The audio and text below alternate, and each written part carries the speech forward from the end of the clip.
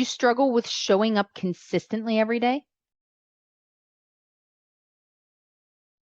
I saw a post on Instagram recently where somebody had commented about what we think it means to show up consistently every day. And this struck me because it is a message that we hear often that in order for us to be successful or to get the things that we want, we have to show up consistently.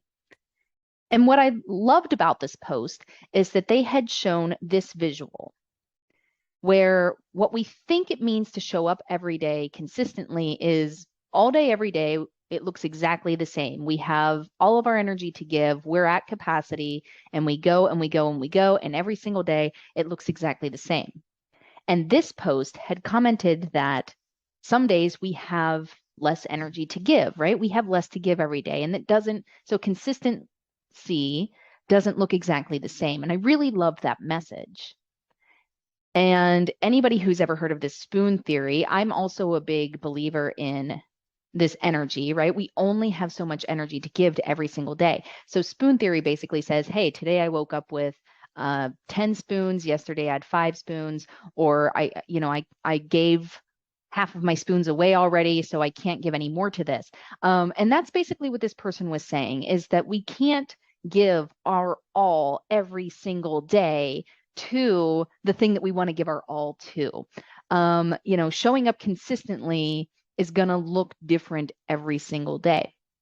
And I really agree with this message. I love this message. I contacted the original creator of this post to share my idea, got permission to repost it with my own spin on it.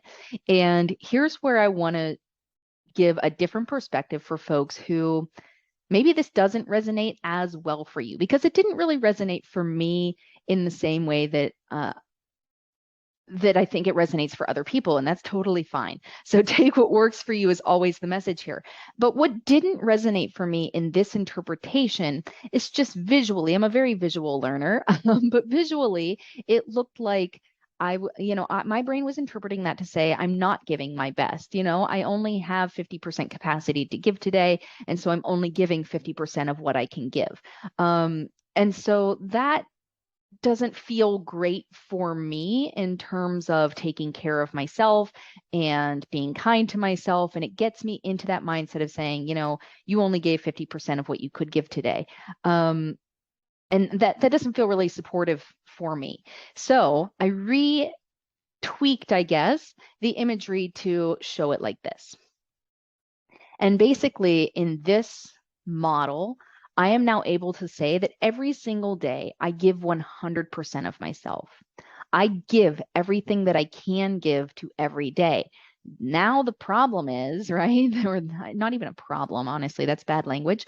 But the thing is that every day, 100% looks different. Okay. If I consider my energy resources, my capacity, I don't have the same capacity to give every day. Now, I believe in mental, emotional, and physical capacity, and I look at my life in that spectrum. But I don't wake up every day with the same capacity to give. So even if you gave me the same circumstances from a day before, it's going to look different how I approach it today because I'm in a different space. I've been affected differently from what happened the day before. So let me give you an example of how this showed up in a very concrete way. So during the summer of 2020, I was training for an Ironman kind of thing, which, to be honest, I wasn't training that hard because I knew that it wasn't going to happen with pandemic lockdown and everything. But I did agree to start a Couch to 5K run. And if you've ever done this before, basically means I could run 0 feet to being able to run a 5K by completing this program. So I committed to doing this. And every single day I would get up and I'd do the program. And I completed it. I was super proud of myself. I completed the entire program. So by the time I was done, I was actually able to run for 60 minutes solid. And once I got to that point, I said, Carrie, you've never been able to do this before in your life. Keep doing it. Don't lose this. And so I would continue to go for a run every morning. Now, You might be thinking that's great. You probably got faster, could go longer.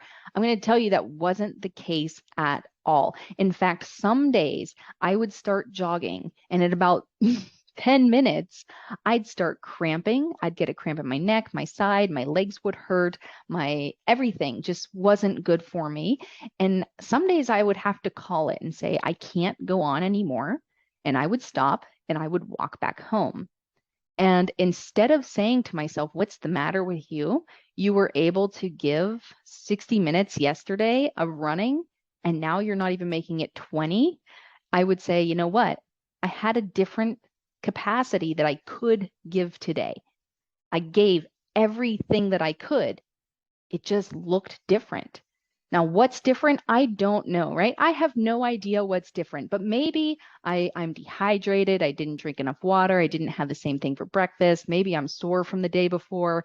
There are a lot of factors that can go into what makes it different. But today, I did not have the same capacity that I had yesterday to give to my running program. But I showed up and I gave everything that I had to give. So for me, being consistent is just continuing to show up for yourself. It's not maintaining a constancy. It's not having the same exact thing to give every single day. I am consistent in how I show up, which is that I do show up and I do give everything that I have.